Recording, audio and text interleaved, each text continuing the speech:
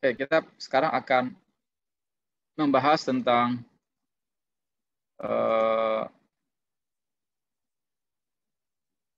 jenis-jenis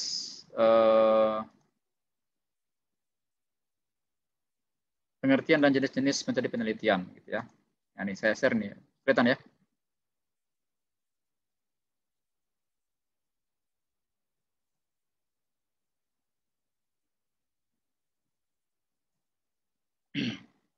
Ya, ini bahan kuliahnya saya ambil dari bahan kuliah orang lain, gitu ya. Yang kemudian saya ringkas ya, mana yang tidak penting nggak usah dimasukin ya. Jadi ini intisari dari bahan kuliahnya gitu. Oke, pertama kita bahas dulu apa itu metode penelitian gitu ya. Jadi secara sederhana kita bisa jelaskan ya, metode penelitian itu adalah cara ilmiah untuk mendapatkan data atau fakta atau kebenaran ya, dengan tujuan dan kegunaan tertentu. Ya, itu aja pengertiannya. Nah, di sini ada istilah cara ilmiah. Cara ilmiah itu apa gitu ya, kita jelaskan sudahnya. Kemudian objek apa yang mau kita dapatkan itu ada 3 itu ya. Ya, maksudnya ada inilah, bisa data, bisa fakta, bisa kebenaran gitu ya. Intinya mereka ini ketiganya itu sama gitu lah ya. Kalau orang statistik mungkin nanti dia dapatnya data ya.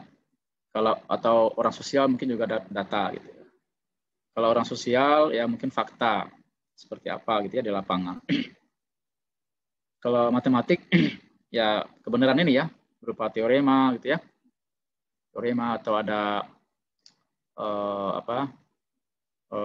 pengembangan metode yang baru gitu ya. Nah, itu semua adalah objek yang nanti kita mau peroleh. Cara ilmiah itu apa? Ya, cara ilmiah itu adalah kegiatan penelitian itu didasarkan pada ciri-ciri keilmuan ya. Apa saja itu? Itu rasional dan sistematis ya. Jadi ciri-cirinya adalah rasional dan sistematis ya, cara ilmiah itu. Nah, apalagi itu rasional? Rasional adalah kegiatan penelitian itu dilakukan dengan cara-cara yang masuk akal gitu ya. Masuk akal. Tidak apa namanya? Tidak sakwasangka gitu ya, tidak persangka. Atau juga tidak kira-kira gitu, enggak ya. Ada lagi istilahnya tuh kirologi gitu ya. Kirologi itu pelesetan untuk orang yang memakai atau menerapkan argumentasinya berdasarkan kira-kira saja. Bukan gitu ya. Jadi ada hal yang make sense gitu lah ya, masuk akal dalam kegiatan tersebut. Bukan juga kegiatan yang didasari oleh apa namanya itu istilahnya ya ilmu gaib gitu ya atau apa gitu ya. Nah, itu enggak rasional.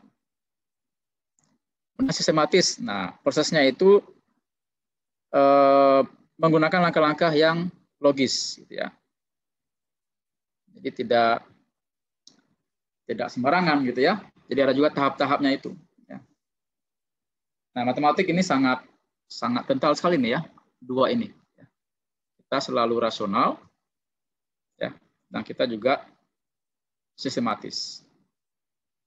Ya, jadi dua ini di matematik ini sering dilatih ya, sering kita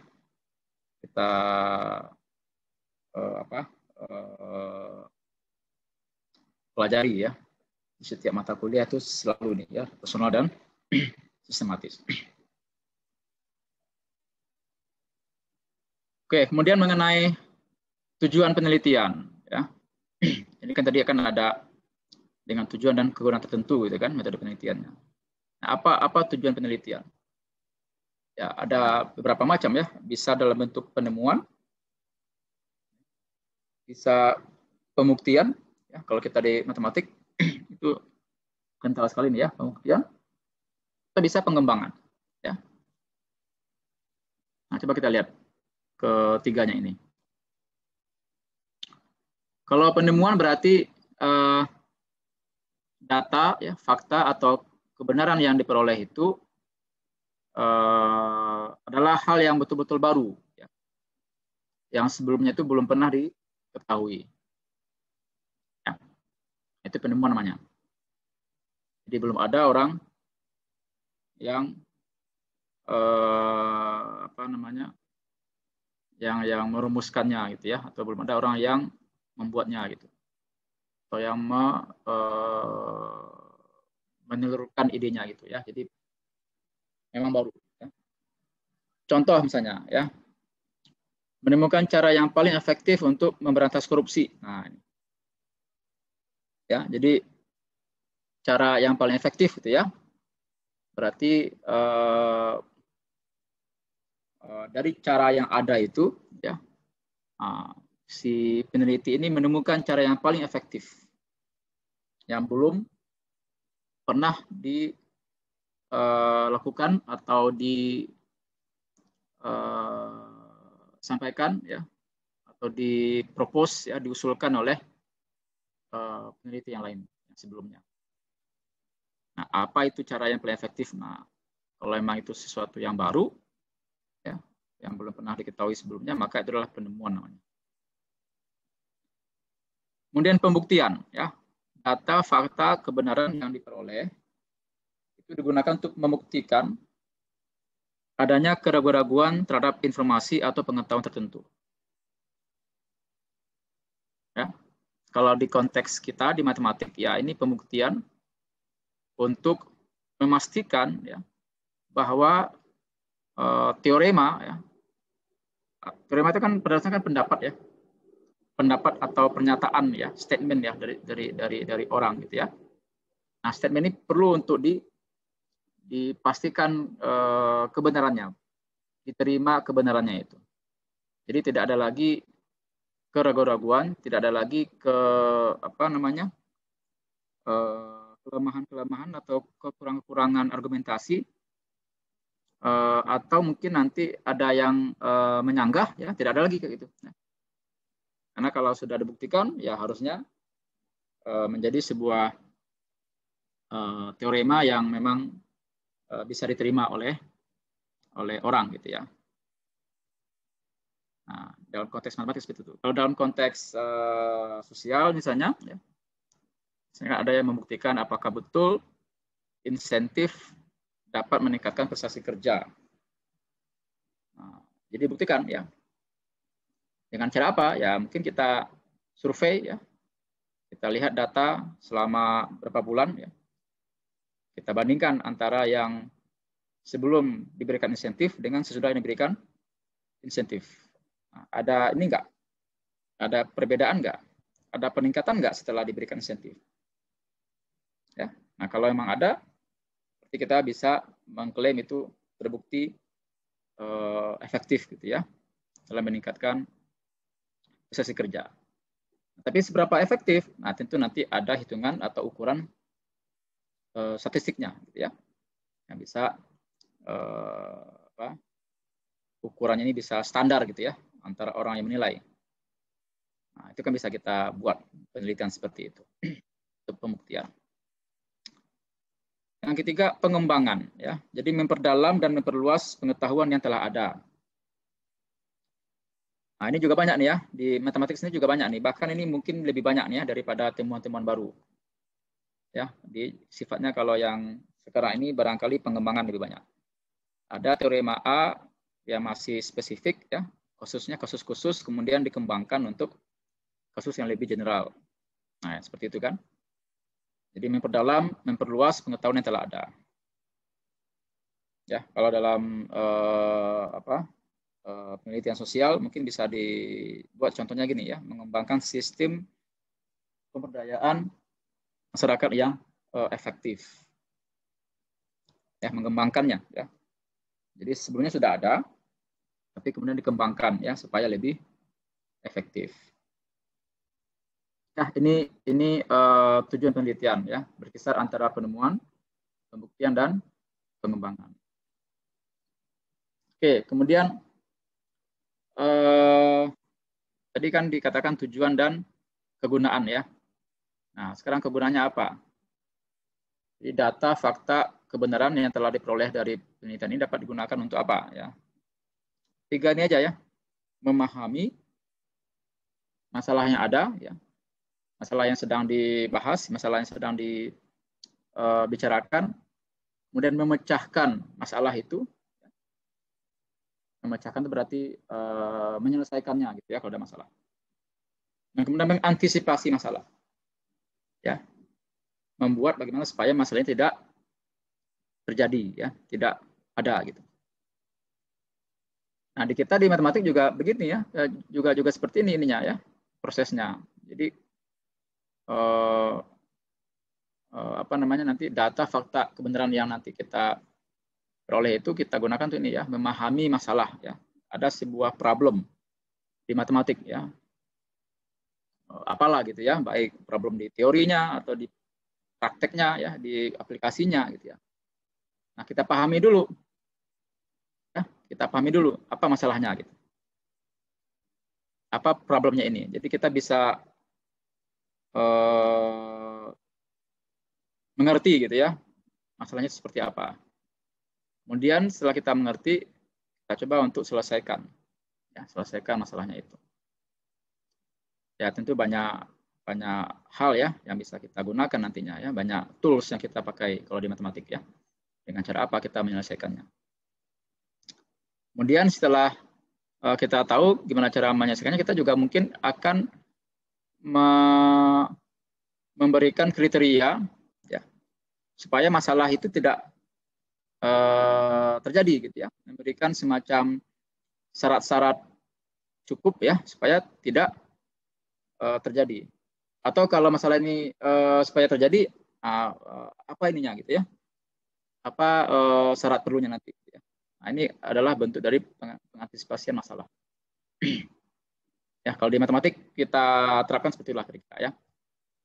Nah, cuman kalau di bidang sosial ya ini mau dijelaskan ya. Jadi kalau memahami, memperjelas suatu masalah atau informasi yang tidak diketahui dan selanjutnya jadi tahu ya.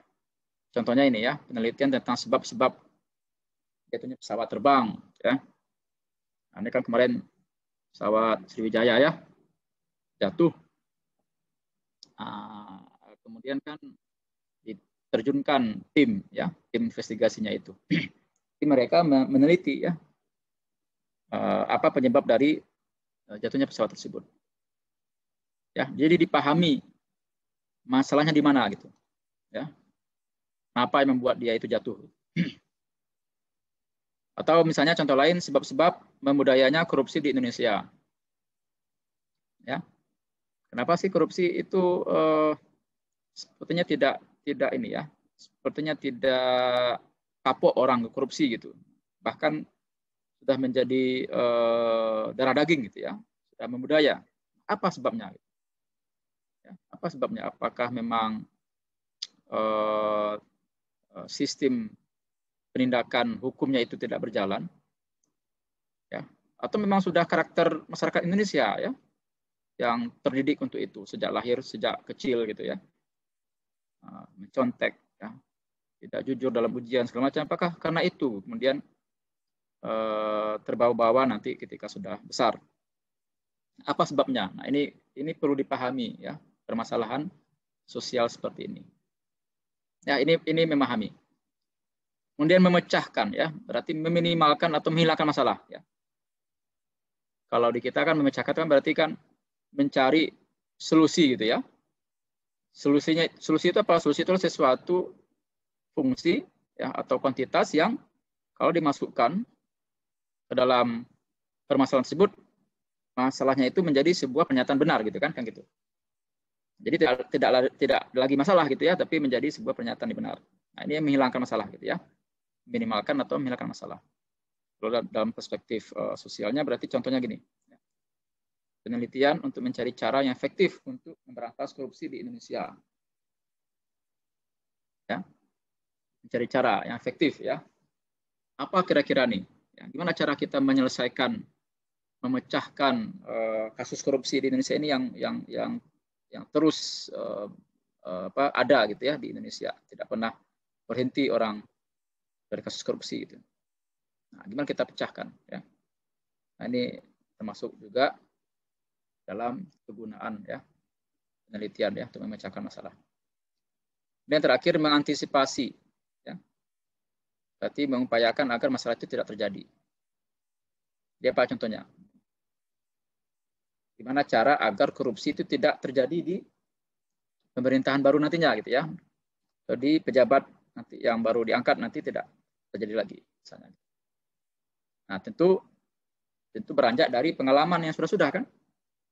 Kita sudah paham bagaimana sebab-sebabnya korupsi itu terjadi. Kemudian kita juga punya beberapa alternatif dalam memecahkan atau dalam menyelesaikan korupsi. Dan yang paling penting adalah kita mengantisipasi ya. Jadi ada semacam tindakan preventif yang kita lakukan gitu ya, supaya tidak terjadi ya. Jadi tidak lagi menyelesaikan masalah korupsi yang sudah ada ya, tapi mencegah supaya korupsi itu tidak terjadi. Nah, ini juga adalah bagian dari kegunaan penelitian yang tadi kita bicarakan. Oke, sampai di sana ada pertanyaan dulu, silakan. Barangkali ada yang mau ditanggapi atau ada yang kurang jelas, silakan.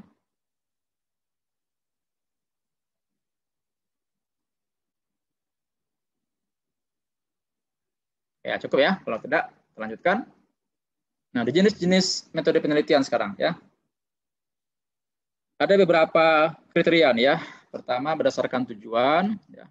Kemudian nanti ada lagi berdasarkan tingkat kealamiahan. Ada lagi nanti tingkat eksplanasi ya.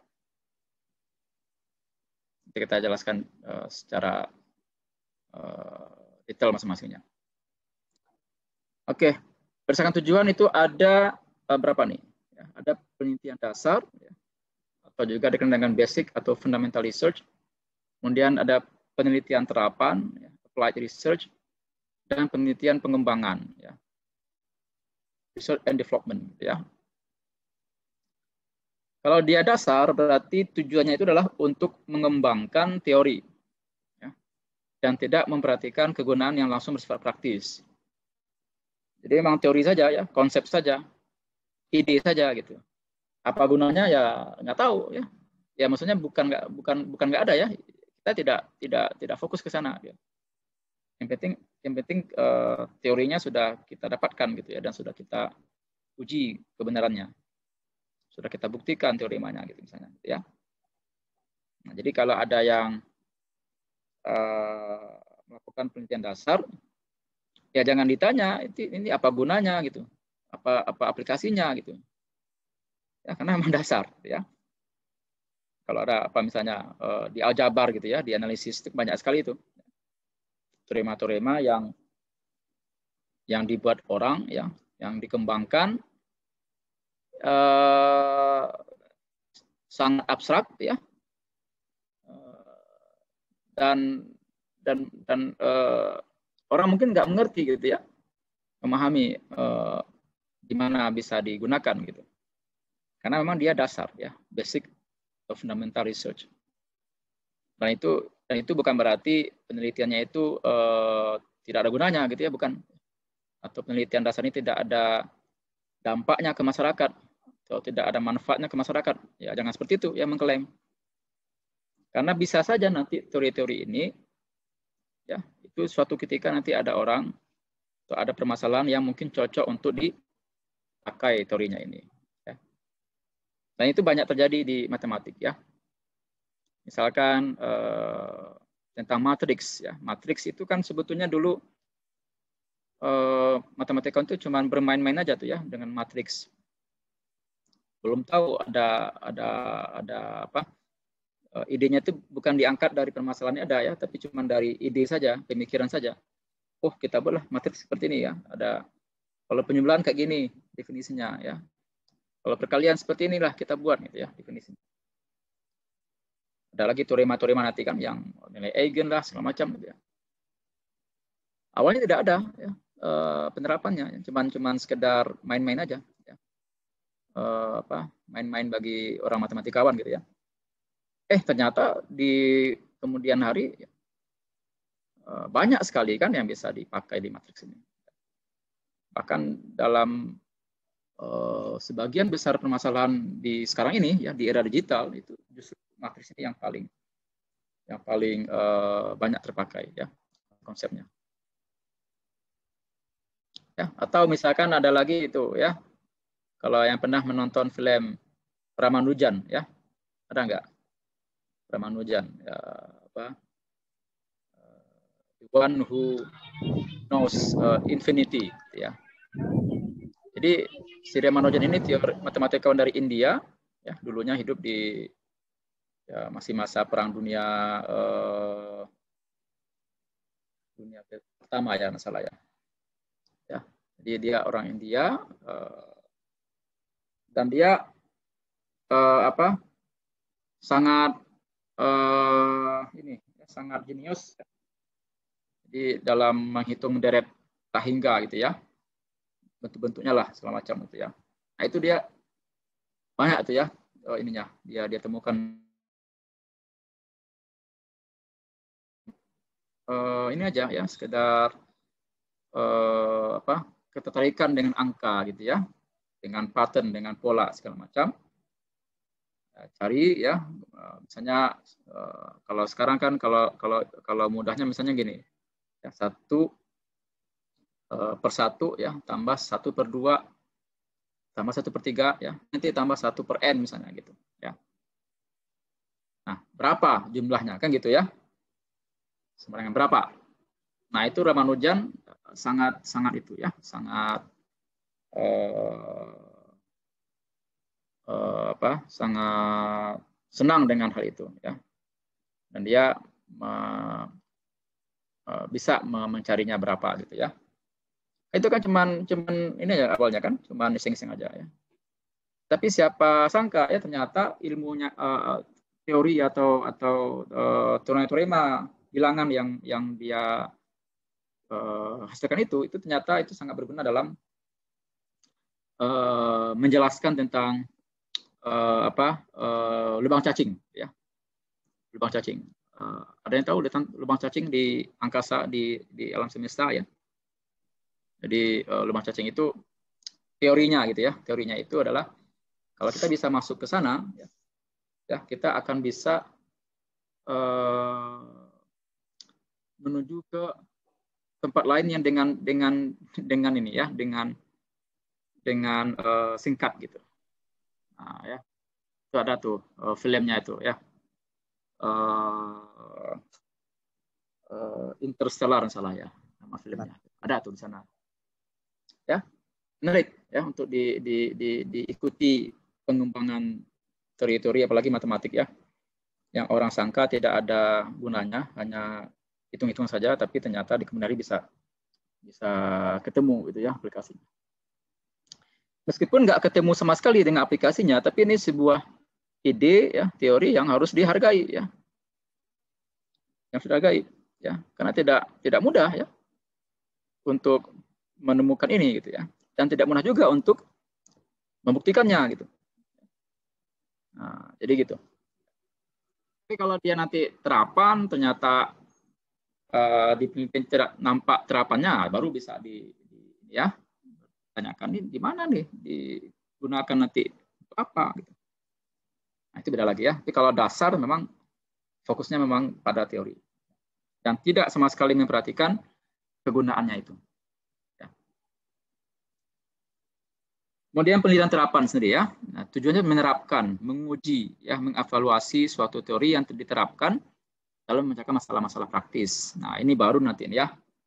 Nanti akan terlihat nanti manfaatnya untuk masyarakat, gitu ya, untuk komunitas tertentu, gitu ya, untuk bangsa dan negara, gitu ya, atau apalah, gitu ya, yang nanti akan nampak ininya ya, nampak gunanya nanti. Kemudian penelitian dan pengembangan ya, jadi sifatnya adalah ini pengembangan ya. Jadi menemukan, mengembangkan, dan memvalidasi suatu produk. Nah, jadi ini lebih pada ada barang, ya, ada benda yang dihasilkan. Ya, ya benda ini bukan berarti dalam bentuk ini ya, dalam bentuk wujud ya, tapi bisa juga mungkin dalam bentuk program ya, program komputer, aplikasi ya, dan segala macamnya, itu juga produk ya. Nah, jadi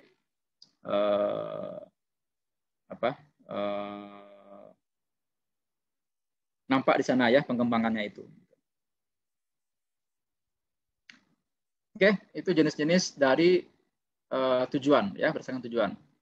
Kemudian berdasarkan tingkat kealamiahan, ada 3 lagi ya.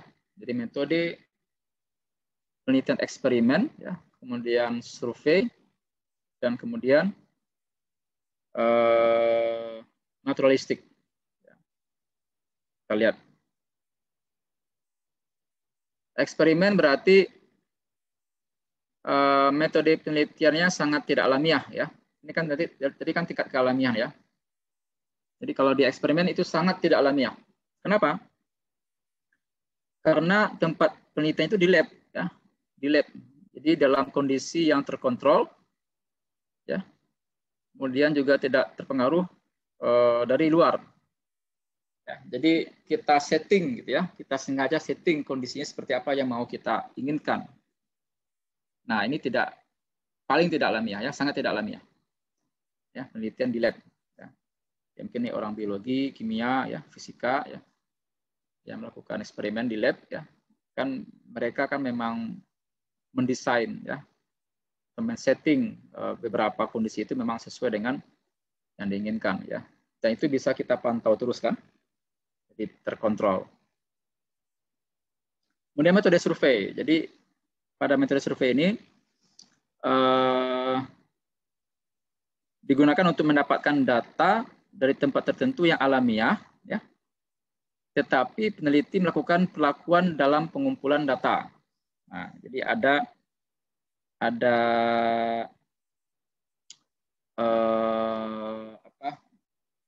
sesuatu yang juga kita inginkan dari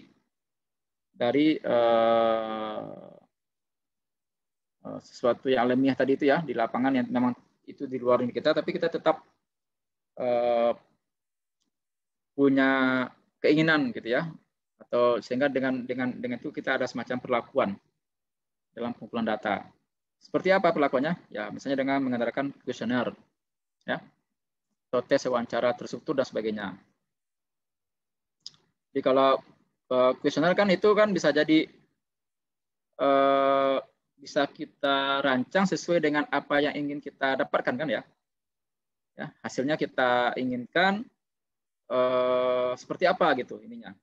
Ya. Data apa yang mau kita ambil gitu ya. Nah, ini kan berarti kan ada semacam perlakuan ya dalam pengumpulan data.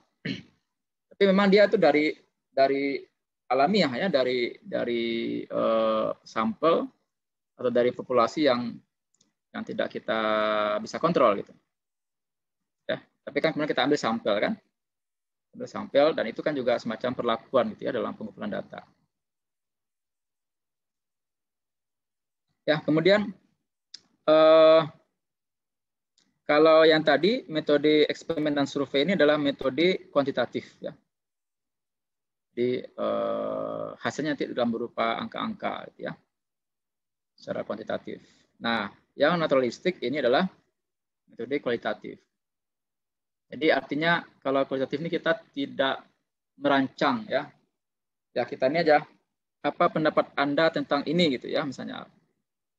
Kita lakukan survei juga ya, tapi kita bebaskan saja ya. Mau seperti apa jawabannya. Nah, nanti kita akan kumpulkan dan kemudian kita rekap gitu ya. Beda kalau survei kan kita atur dulu pertanyaannya supaya nanti mudah kita lihat ininya kan hasilnya. Oh, sekian persen menjawab ini gitu ya. Sekian persen menjawab yang lain gitu. Nah, itu bisa kita ini. Kalau naturalistik tidak ya. Diserahkan aja ke responden yang nanti kita survei gitu ya. Oke, mungkin ya ini tidak terlalu banyak kita lakukan ya di matematik, kecuali mungkin yang di statistik ya. Jadi yang survei ini mungkin akan terpakai nanti ya, dari survei. Dan kan juga ada tuh mata kuliahnya kan, teori sampling ya. Kan juga itu adalah cara kita juga untuk mendapatkan hasil data yang akurat gitu ya, yang mendekati hasil yang sebenarnya gitu ya, metode sampling itu. Oke, kemudian ditinjau dari tingkat eksplanasi lagi. Sebentar, kayaknya baterainya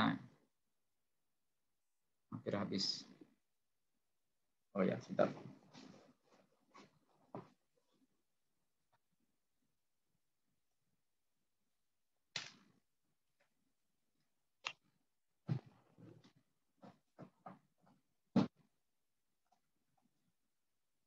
Oke, kemudian ditinjau dari tingkat eksplanasi, jadi ini tingkat penjelasan ya.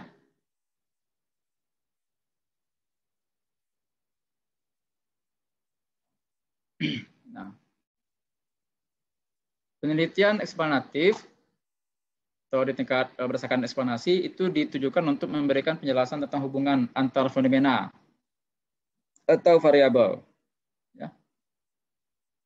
Penelitian eksplanatif mencoba mencari kejelasan hubungan antar hal tersebut. Hubungan tersebut bisa berbentuk hubungan korelasional ya, atau saling berhubungan.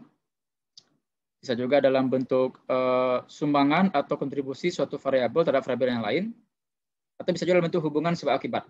Ya. Nah, jadi dari sini kita bisa bagi lagi ya penelitian dari eksplanasi ini atas penelitian deskriptif, ya, kemudian penelitian komparatif dan penelitian asosiatif atau hubungan. Ya, jadi kalau deskriptif berarti tujuannya ya untuk mendiskusikan, ya, menjelaskan suatu keadaan ya atau fenomena-fenomena apa adanya. Ya. Nah ini nanti berkenaan dengan kasus-kasus tentu atau sesuatu populasi yang cukup luas. Ya, di sini peneliti tidak melakukan manipulasi atau memberikan perlakuan-perlakuan tertentu ya terhadap objek penelitian. Jadi apa adanya saja ya. Nah, tapi bisa dilakukan dengan pendekatan kualitatif atau juga bisa dilakukan dengan pendekatan kuantitatif ya. Tergantung masalahnya mau dibahas apa. Nah, apa ininya ya, apa tujuannya dari penelitian deskriptif ini? Tujuannya adalah memecahkan masalah-masalah aktual yang dihadapi sekarang dan bertujuan untuk mengumpulkan data atau informasi agar bisa disusun, dijelaskan dan dianalisis. Ya.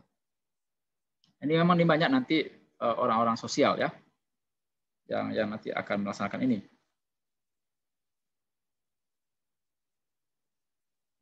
Nah, penelitian ini biasanya tidak disertai hipotesis ya, jadi tidak disertai dengan asumsi apa gitu ya di awal. Nah, jika terdapat hipotesis biasanya tidak diuji menurut statistik ya. Karena ini memang bebas gitu ya. Bebas kita dapatkan apa adanya dari fenomena yang ada di sebuah objek ya, sebuah populasi yang ingin kita teliti. Kemudian komparatif ya, tingkat eksplanasi yang kedua komparatif. Jadi ini adalah menghubungkan antara dua atau lebih kelompok ya, adanya perbedaan gitu ya, aspek atau variabel yang diteliti. Ada enggak gitu ya perbedaan antara dua atau lebih kelompok?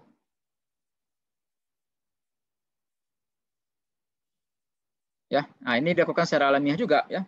Peneliti mengumpulkan data dengan menggunakan instrumen yang bersifat mengukur. Kemudian hasilnya dianalisis secara statistik untuk mencari perbedaan di antara variabel yang diteliti. Ya. Nah di sini tidak ada kontrol terhadap variabel ya, atau perlakuan dari peneliti. Gitu ya.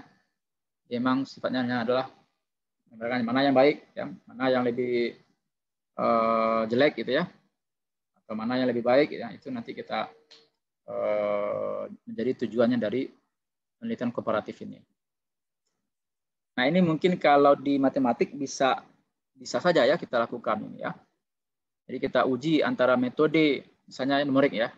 Metode numerik yang A dengan metode numerik yang B ya, mana yang lebih unggul ya, lebih bagus.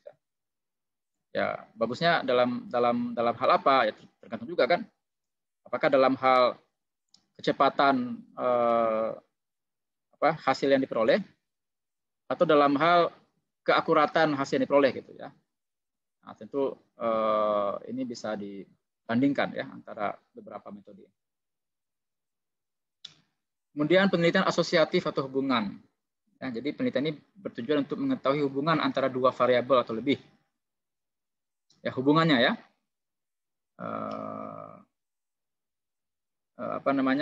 Sebab akibatnya gitu. Ya. Jadi penelitian ini dapat dibangun suatu teori yang dapat berfungsi untuk menjelaskan, meramalkan, dan mengontrol suatu gejala. Jadi kalau kita sudah bisa mengetahui hubungan antara dua variabel, ya, yang variabel A mengakibatkan variabel B atau sebaliknya, ya, maka kita bisa meramalkan ini ya, bisa mengontrol juga malah, gitu ya. Kira-kira supaya variabel B tidak terlalu tinggi, nah maka variabel A-nya harus diapakan, gitu. Nah itu kan kita bisa buat seperti itu kalau kita sudah tahu ya apa hubungan antar duanya. Jenisnya bisa bersifat simetris ya, kausal atau sebab akibat, atau resiprokal atau timbal balik ya. Ini kalau simetris berarti kalau di matematik ya misalnya ada solusi si X ya, maka yang lain juga min X misalnya juga menjadi sebuah solusi misalnya gitu ya. Simetris ya. Atau dalam konteks geometri nanti ya kita bisa melihat nanti polanya seperti apa. Atau kalau dalam konteks data, angka-angka ya, di statistik ya kita bisa lihat nanti sebab akibat. Ini mengakibatkan ini gitu ya. Atau timbal balik ya. Jadi tidak satu arah tapi dua arah misalnya gitu ya. Yang si A jadi si B, tapi si B juga dalam konteks tertentu juga bisa mempengaruhi si A. Gitu. Ya, itu timbal balik. Oke, nah jadi itu penjelasan awal ya tentang metode penelitian, pengertian dan jenis-jenis metode penelitian. Ya. Ini memang diambil dari bahan kuliahnya orang sosial gitu ya, tidak dari matematik ya, karena untuk yang matematik saya cari-cari memang nggak susah untuk mencari referensinya. Tapi sebetulnya pada dasarnya sama saja ya, antara yang sosial dengan yang eksakta, metode penelitiannya sebenarnya sama saja dasarnya ya. Tadi juga sudah saya tambahkan dengan konteks matematik ya, kalau ini seperti apa kalau di matematik gitu ya. Oke, ada pertanyaan sampai di sini?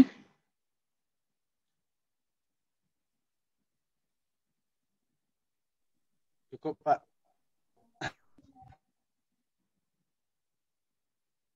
Oke, cukup ya? Iya, Pak, cukup, Pak. Cukup, Pak. Oke, ini waktunya tinggal 1/4 jam lagi, tapi mungkin tidak cukup ya kalau kita jelaskan. Jadi kalau tadi itu masih umum ya, metode penelitian. Nah, bagaimana dengan matematik gitu ya? Penelitian di matematik seperti apa? Maka ini mungkin juga perlu kita ketahui juga gitu ya, karena kita ada di jurusan matematik. Tapi ini saya sekedar untuk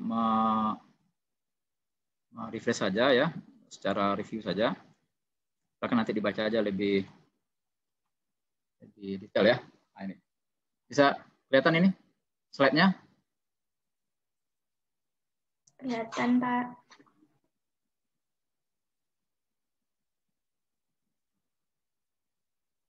Ya. Nah, sekarang kita fokus ke matematiknya gitu ya. Jadi untuk matematik apa saja nih yang kita bisa teliti? Ya. Orang kan banyak yang mengira matematik itu hanya angka-angka saja gitu, ya, hitung-hitungan. Ya. Jadi nggak kebayang gitu, apa sih kalau matematik penelitiannya gitu. Bahkan ada itu profesor ya, ya dia di bidang sosial ya profesornya. Malah ada yang ini, ada yang agak sedikit apa namanya meremehkan gitu ya. Matematik apalagi yang mau diteliti kan sudah jelas gitu, nah, semacam. Padahal beliau nggak tahu ya, banyak sekali yang kemudian kita bisa kembangkan di matematik ini. Ya, jadi matematik itu berbeda dengan ilmu lainnya gitu ya. Kalau yang lain itu bisa dirasakan oleh panca indera gitu ya, bisa dilihat, bisa dipegang ya, bisa dicium ya, rasakan ya. Kalau matematik itu nggak bisa gitu ya, itu sesuatu yang abstrak gitu ya. Jadi konsepnya ada di kepala kita saja gitu ya. Makanya dengan objek atau dengan karakter objek matematik seperti itu, maka orang banyak bertanya gitu ya. Itu ngapain aja tuh penelitian matematik? Apa yang teliti gitu? Apakah memang ada rumus baru yang ditemukan? Nah, ini kan banyak gitu ya. Rumus baru. Nah, orang banyak mengira matematik itu menemukan rumus baru. Padahal kan nggak seperti itu. Ya. Nah, jadi kalau kita lihat berdasarkan Mathematical Association of America atau MAA itu, jadi mereka membagi 5 kategori besar gitu ya dalam penelitian matematik itu.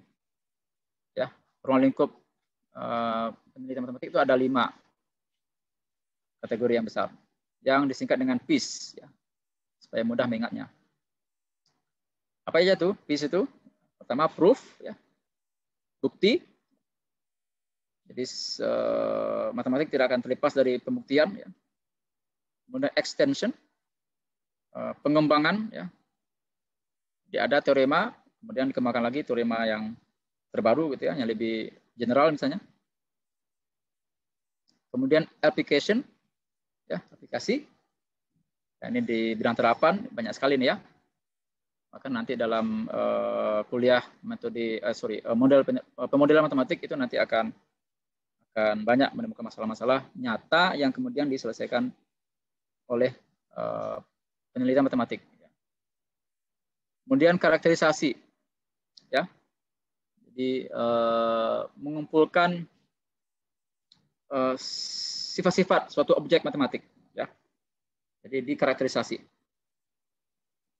Dan terakhir existence, ya, jadi kita ingin meneliti tentang keberadaan suatu apalah gitu ya, kuantitas atau objek ya. Di matematik itu ada enggak gitu ya, tanpa harus menghitungnya gitu ya, tanpa harus mencari solusinya gitu ya, tapi kita bisa jamin itu ada gitu. Nah, ini 5 inilah yang kemudian menjadi ruang lingkup kegiatan penelitian matematik secara umum ya. Oke, tapi secara detail nanti silakan saja nanti dibaca ini ya. Saya tidak berpanjang-panjang untuk menjelaskan ini karena ini sesuatu yang bisa Anda baca saja ya. Tentang proof itu seperti apa gitu ya. Itu yang paling terkenal misalnya contohnya ya, pembuktian teorema terakhir Fermat ya, ada yang tahu? Ya, the last Fermat theorem. Kalian tahu nggak? Jadi Fermat ini dia menulis di bukunya itu di apa namanya, di satu pojok halaman tertentu yang kecil tulisannya teorema ini gitu ya, ada teoremanya gitu. Kalau salah itu A pangkat N tambah B pangkat S sama dengan C pangkat N gitu ya, selalu ada misalnya gitu ya. Kalau dia 2 kan ada gitu kan, A pangkat 2 tambah B pangkat 2 sama dengan C pangkat 2. Ya, selalu ada A, B, dan C yang bisa memenuhi persamaan itu. Nah, Fermat membuatnya lebih general. Apakah bisa kita buat atau temukan A, B, dan C sedemikian sehingga A pangkat N tambah B pangkat N sama dengan C pangkat N gitu ya, untuk setiap N gitu. Bisa nggak kita jamin ada gitu. Nah itu teorema terakhir Feynman-nya. Nah itu kan di tahun berapa tuh, 18-an lah gitu ya. Ternyata itu baru dibuktikan oleh matematikawan pada tahun 1996 masalah ya. Jadi sudah lebih ratusan tahun baru bisa dibuktikan. Ya, jadi ini pembuktian ya. Jadi bukti saja gitu ya. Ada klaim dari orang terdahulu yang tidak bisa dia jawab, tidak bisa dia buktikan, itu menjadi trigger buat orang-orang berikutnya. Gitu. Nah itu menjadi menjadi hal yang sangat presisius gitu ya. Karena juga ada hadiah tuh. Ya. Kalau ada yang mengenal ada 6 problem milenial ya, yang belum terpecahkan. Salah satunya itu yang ini ya, yang satu sudah terpecahkan. Yang 5 lagi belum. Nah, kalau Anda tertarik ya 5 lagi bisa dipecahkan, itu nanti akan dapat uang sekian juta dolar gitu ya bagi yang berhasil untuk menyelesaikannya. Ya, itu pembuktian saja itu ya. Kemudian ada lagi extension gitu ya. Pengembangannya. Kita perluas, kita generalisasi gitu ya. Lagi nanti aplikasi ya. Ya banyaklah ya. Aplikasinya mungkin lebih bisa dirasakan lah. Meskipun pada dasarnya juga tidak terlalu real juga ya, karena kita juga akan memberikan asumsi-asumsi yang membuat masalahnya bisa lebih sederhana, tapi mendekati kenyataan gitu ya. Karena nggak mungkin pula kita bisa bahas fenomena alam ini yang betul-betul pas gitu ya, sesuai dengan yang ada, itu mustahil. Ya, yang bisa dilakukan adalah dengan membuat dia semakin dekat ke kenyataan. Ya, banyak sekali yang bisa diambil nih aplikasi. Kemudian karakterisasi, ya. Jadi mencari sifat-sifatnya atau karakternya gitu, objek matematik. Ya. Kemudian eksistensi, ya. Eksistensi tentang kualitas suatu objek itu apakah ada atau tidak. Ya. Nah ini contoh yang menarik nih ya. Dan ini belum ditemukan, ya, belum bisa dijawab oleh orang. Tentang eksistensi bilangan sempurna yang ganjil, ya, karena sampai ini tidak diketahui apakah bilangan sempurna yang ganjil ada atau tidak. Ya, kalau yang genap itu bisa, ya, bilangan sempurna itu bilangan yang kalau faktor-faktornya dijumlahkan kecuali bilangan itu sendiri, ya itu sama dengan bilangan itu gitu. Ya. Misalnya 6 ya. 6 apa faktornya? 1, 2, 3 dan 6 kan? Tapi 6 nggak masuk ya. Nah, tapi kalau jumlahkan 1 tambah 2 tambah 3 berapa? 6 juga kan? Ya. Nah, jadi 6 masuk bilangan sempurna. Ya. Itu genap ya. 6 genap kan? Ya. Nah, apalagi itu bilangan yang lain. Salah itu berapa ya? 28 ya. 28 itu 1, 4, 7, 2, dan 14 ya. Coba jumlahkan. 28 enggak? 1, 11, 12 tambah 11 tambah 12 tambah 4. 14 berapa? 25. 25. Oh, bukan ya berarti ya. Apalah gitu ya. Nanti silakan aja dicari di ini ya, apa saja bilangan sempurna yang sudah ditemukan orang ya, sampai sebesar sekali berapa gitu ya. Tapi itu baru yang genap. Yang ganjil ada enggak? Nah, ini menjadi tantangan juga nih kalau ada yang bisa buktikan atau ada yang bisa menemukan satu aja gitu ya yang ganjil ini. Ya berarti sudah ada tuh. Nah, itu hal yang menarik juga tuh yang untuk diteliti. Ya, Pak. Ya, tapi itu tidak tahu kita itu apa gunanya gitu ya. Ya, jangan dibilang itu apa gunanya apa ya. Tapi itu sekedar gamesnya orang matematik lah gitu ya. Orang suka ini cari yang belum ada. Ya. Nah, ini silakan nanti dieksplor lagi ya, dibaca lagi, atau mungkin kalau mau dicari lagi nih ya tentang detail yang PIS tadi itu, silakan dicoba di Google gitu ya. Oke, karena waktunya sudah hampir habis ya, barangkali kita cukupkan dulu untuk kuliah perdana ini. Oh ya, tadi saya mau kalau ada kemungkinan bisa dirubah nih jadwalnya. Kalau pagi ada kuliah nggak Rabu ini? Pagi jam 7:30 ini. Hari ini, Rabu. Jadi Ada yang kuliah? Ada praktikum, Pak. Oh, ada praktikum ya. Kalau sore jam 4 ada kuliah? Rabu ini? Ada Pak, jam 4 ada Pak. Juga ya.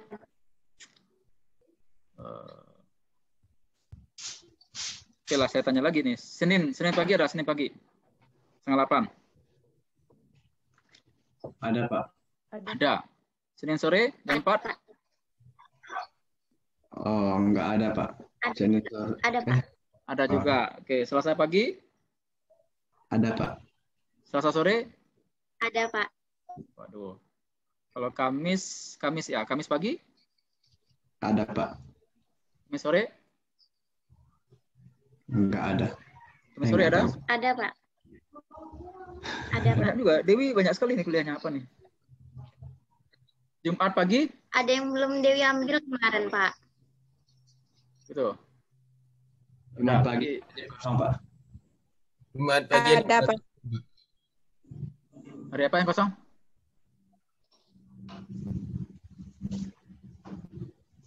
Jumat sore saya ya penuh tuh ya. Jumat pagi nggak ada ya? Ada juga ya? Jumat pagi ada praktikum, Pak. Ada juga. Praktikum, Ya, Pak. Mana lagi ya? Nah, sudahlah. Ya, berarti Jumat ini Rabu ini ya jam 11.